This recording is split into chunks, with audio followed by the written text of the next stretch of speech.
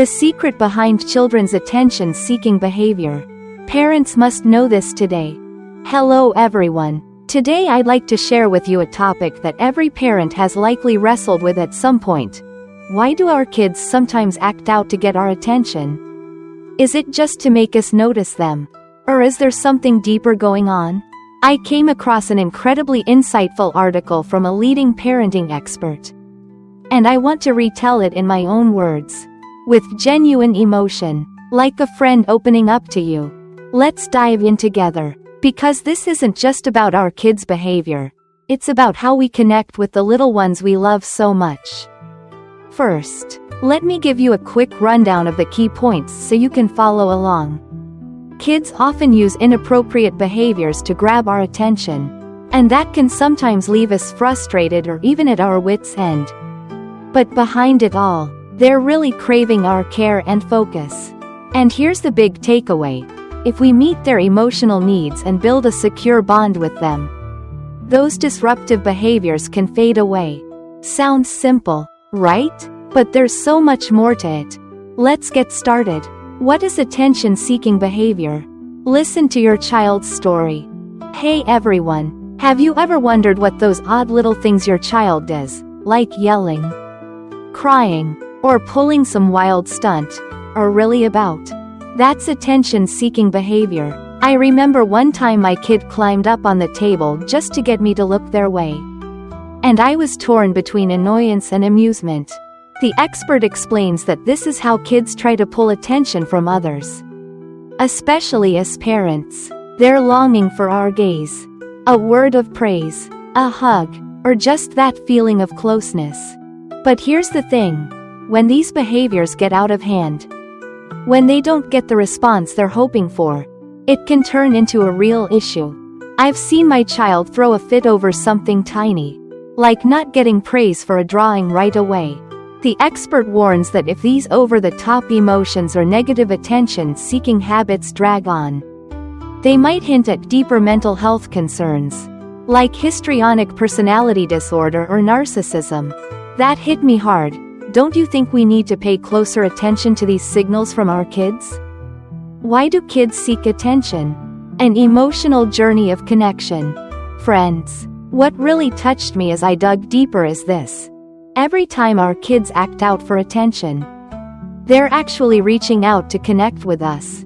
There's this beautiful theory from Dr. John Bowlby and developmental psychologist Mary Ainsworth that says babies are born with an innate drive to bond with their caregivers.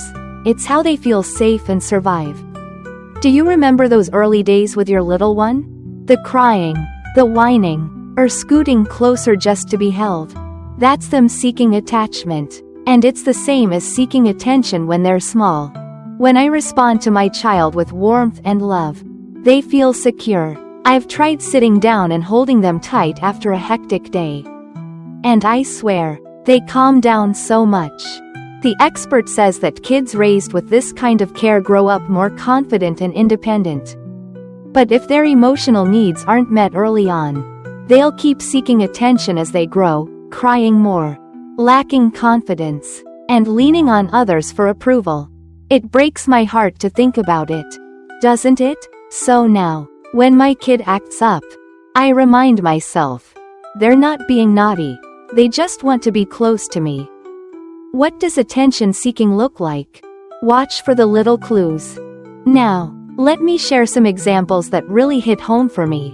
My child once threw a tantrum over a dropped piece of candy, something so small.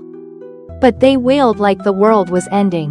Sometimes they whine, interrupt me mid-conversation, or ask for help with things they can totally handle on their own. One day, they spun this long, exaggerated story just to hear me say, "Wow, you're so smart." The expert lists more. Kids might lie, argue, or play the clown to get noticed. My little one once danced around the living room like a comedian. And I couldn't decide whether to laugh or worry. Worse yet, they might do risky stuff, like standing on a table, or break things just to catch my eye. These aren't signs of a bad kid. They're signs they depend on us to feel seen and valued. Doesn't that tug at your heartstrings? What can parents do to help? Don't turn away. Walk alongside them. Okay, here's where it gets really important. Because this is the key to making a difference. When your child throws a fit or cries over something tiny, don't just ignore them or jump to punishment. I used to think ignoring worked. But it only stopped the behavior for a moment. The need to connect was still there. And the acting out would come right back. The expert suggests giving them positive attention instead. For example, instead of scolding, I've tried sitting down and saying, "I've noticed you've been upset over little things lately. Are you mad about the candy? Or is it because I haven't been spending enough time with you?" Just that one sentence shows them I care. And they start to open up. Once, I asked, "Are you sad because I didn't look at the airplane you made yesterday?" They nodded, eyes teary, and I hugged them, feeling so guilty but so grateful to understand. Then, I work with them to find a fix. I'll say, "I'm working right now, but how about we draw together after dinner?" They agree, and they settle down. But I don't let it slide completely. I explain that yelling isn't okay and that I expect them to talk to me next time instead. Little by little, I teach them better ways to get my attention. Like tugging my sleeve instead of crying. See how patience pays off? Preventing it early beats fixing it later. Start this journey of love today. Lastly, I want to leave you with this. Kids seeking attention is natural. It's not their fault. We're wired to connect, to love, and so are they. So instead of waiting for them to act out and then correcting it, let's be proactive, spend time with them, praise them when they do well, or just give them a 10 to 15-minute hug each day. They'll feel how much we care. I used to be so caught up in my phone that I missed my child's cues. Now, I've flipped my priorities. I connect with them first. Then address their behavior after. The expert's right. If we only focus on scolding without tending to their feelings, they'll think their needs don't matter. So let's be patient, friends. If it gets tough, don't hesitate to reach out to a child psychologist or family therapist. They can guide us. Dear friends, your child's attention seeking isn't a problem. It's a reminder they need you. I hope this story helps you understand them better, love them more, and build a beautiful bond together. Try out what I've shared, and let me know how it goes.